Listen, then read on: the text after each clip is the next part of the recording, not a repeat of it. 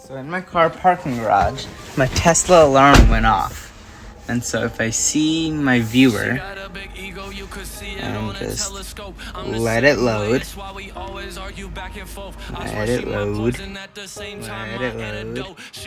and there we go. So that's here, New Haven.